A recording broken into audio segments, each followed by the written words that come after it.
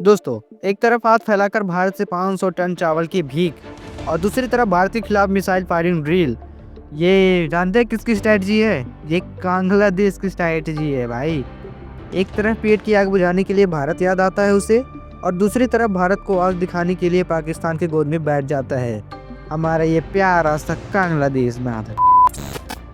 आज इस वीडियो में हम आपको बताएंगे कैसे बांग्लादेश दोहरा खेल खेल रहा है, क्यों भारत को अब इस देश पर 0% भरोसा रखना चाहिए, और अगर बांग्लादेश या पाकिस्तानी जहाज भारत के समुद्र में दिखें तो इंडियन नेवी को क्या करना चाहिए। वीडियो अंत तक देखें क्योंकि आज बात होगी देश की सुरक्षा की।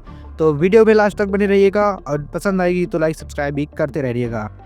दोस्तों, अभी 2 दिन पहले ही बांग्लादेश में वित्त सलाहकार सालेह अहमद ने दोनों हाथ फैलाकर भारत से सामान पहुंचाने की कहा है।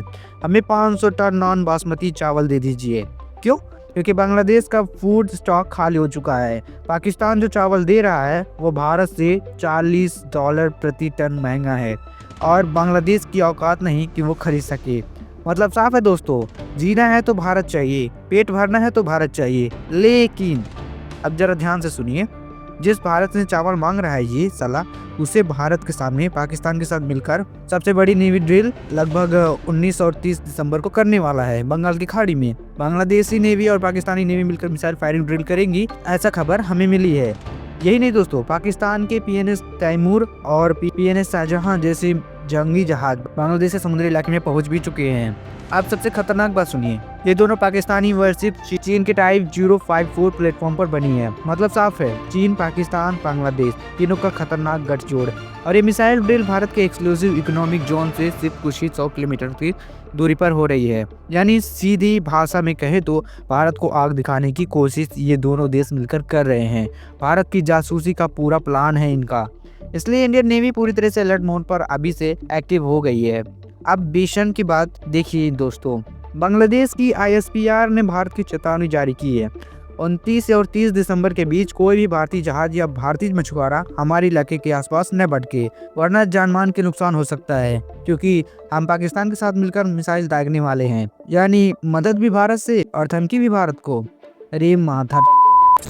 लेकिन दोस्तों, ये नया भारत है, यहाँ धमकी का जवाब और भी सख्त भाषा में दिया जाता है।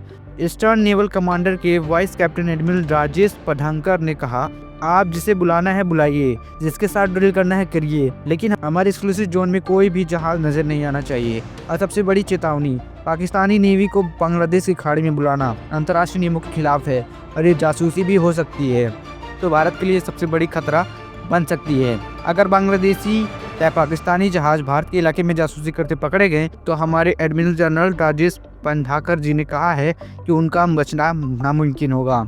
दोस्तों, मैं साफ कहता हूँ, इस बांग्लादेश पर मुझे 0% भरोसा नहीं है। ये देश ना कभी भारत को सच्चा दोस्त था, ना कभी बनेगा। भारत ने हमेशा मदद की इसके, लेकिन इसने बदले में धोखा, साजिश और धमकी के अलावा और कुछ नहीं दिया है भारत को। बहुत हो चुका है इसका। योगी जी ठीक ही स्टेटमेंट दी है, या तो मोदी जी बांग्लादेश पर आक्रमण करें या फिर अपने प्रधानमंत्री का पद से इस्तीफा दे दें। अब वक्त आ गया है इंडियन नेवी को पूरी शक्ति दिखाने का, इंडियन की पॉलिटिक्सन को पूरी फिर से जागने का और एक एक हरकत पर नजर रखने का इस बांग्लादेश की। अब आप ही बताइए, अगर बांग्लादेश या पाकिस्तानी जहाज भारत के समुद्र में घुसते हैं तो इंडियन नेवी को क्या एक्शन लेना चाहिए? क्या हमारी पॉलिटिशियन ऐसी ही चुप बैठेगी? अपनी जाए कमेंट में जरूर बताइएगा। और वीडियो अच्छी लगी हो तो लाइक शेयर सब्सक्राइब जैसा भी जो भी करना होगा भाई सब कर दीजिएगा, क्योंकि मैं आपके लिए बहुत ज़्यादा मेहनत करता हूँ। तो मिलते हैं नेक्स्ट वीडियो में, तब तक के लिए जय हिंद जय भारत।